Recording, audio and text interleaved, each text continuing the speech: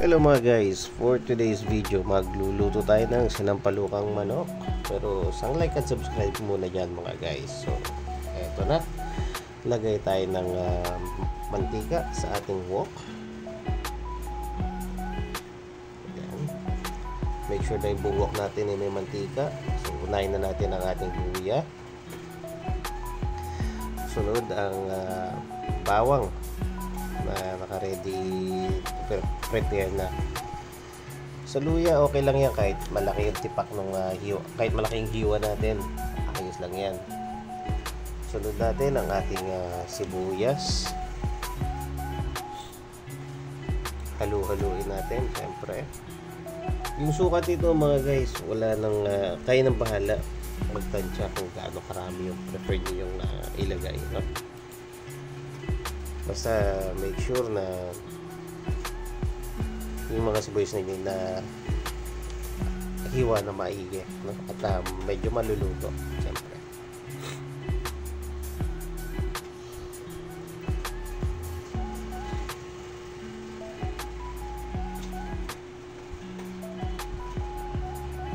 So yan lang, halu-haluin. Sunod na natin ang ating kamatis na hiniwa ko na medyo pahaba. Pwede rin pino, nasa inyo yan.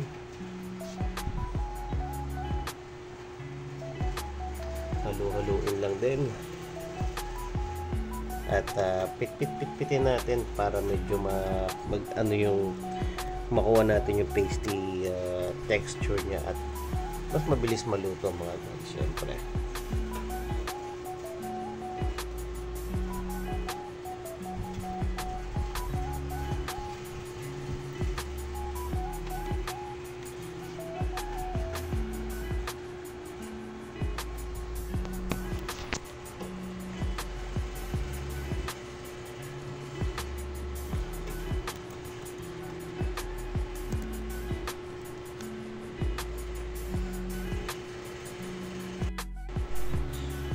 So ayan, sunod na natin ilagay ang ating manok na medyo frozen pa mga guys, pero no choice, kailangan na natin ilagay.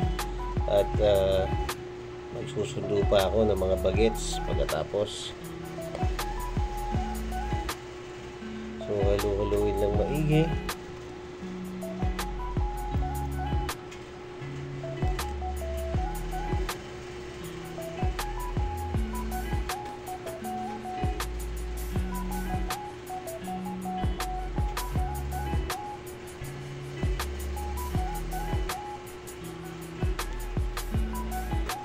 Siyempre, sunod na natin ang ating patis.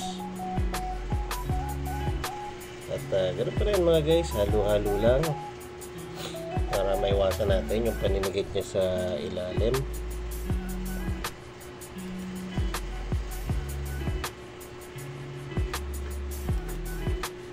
At medyo siyempre ano natin na mag-color brown yung ating manok. At pagkatapos, tubigan na natin.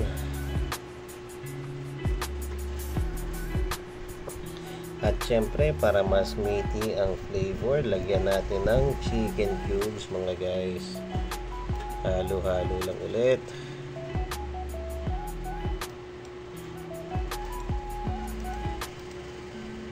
Takpan. Kuloy natin ng kaunti. At once na kumulo na siya mga guys, yung ating siling berde or siling pansigang.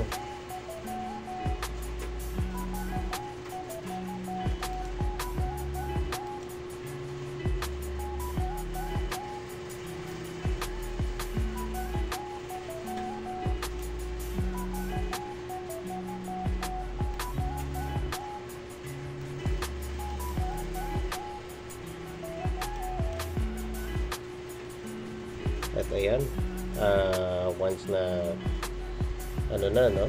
kumulo na ulit, sasali naman natin siya mga guys sa isang malalim na kaldero para maganda rin, kasi mga guys na medyo malagyan natin siya ng madagdagan pa yung kanyang sabaw, no?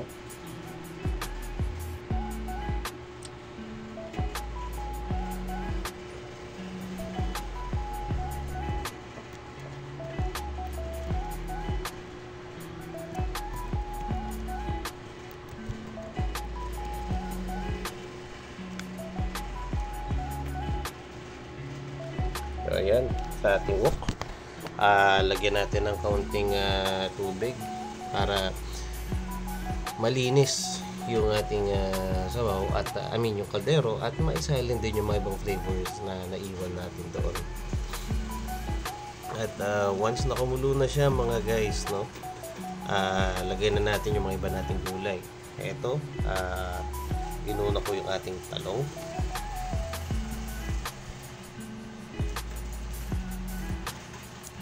At sinunod ko na, isasama na rin natin yung ating malaking tipak ng ating kamatis mga guys.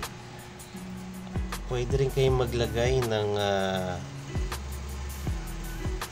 ano nyo rito, kahit ano pang iba pang gulay, okra, labanos. So sa akin lang kasi wala akong mahanap na labanos at wala akong mahanap na okra, labanos, hindi rin kami masyado mahilig doon, kaya itong dalawa lang pwede na. Yan, pakulo lang ng kaunti. At pagkakulo, ayan, no, medyo naluto na yung ating kagulay, pero mas gusto ko yung mas lutong-luto pa eh. Kaya okay lang yan, medyo malakas pa rin yung ating apoy mga guys. Halo-haloin lang ng kaunti para maiwasan kung may maninikit or matuyo. At sunod na natin ang ating Knorr sinigang mix.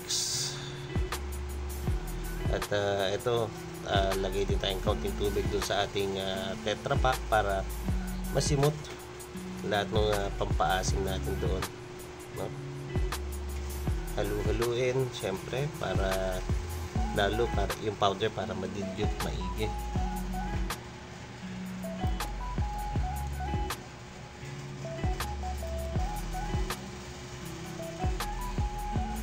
Syempre yan mo lang kumulo muna.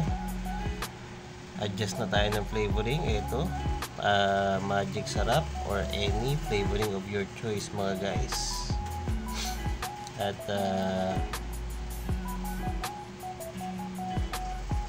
konti pang patis. Option lang to mga guys ha. Sa akin kasi ito yung preference ko.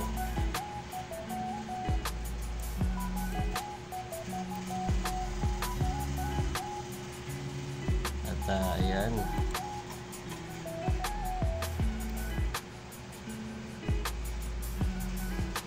Asukan mga guys.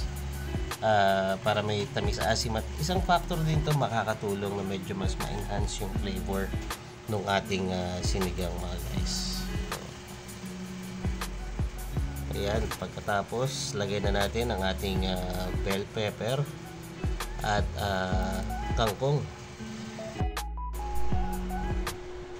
At ayun mga guys, no, medyo marami yung ating kangkong, medyo hindi pa yan lulubog sa una eh, pero okay lang yan. Konting halo, konting kulo, lulubog din yan mga guys, no?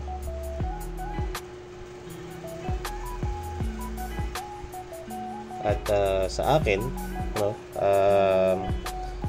kagaya nung sa talong, gusto ko rin na yung magkagulayan ko sa ating yung kangkong natin sa ating sinigang, gusto ko yung lutong-luto rin, no?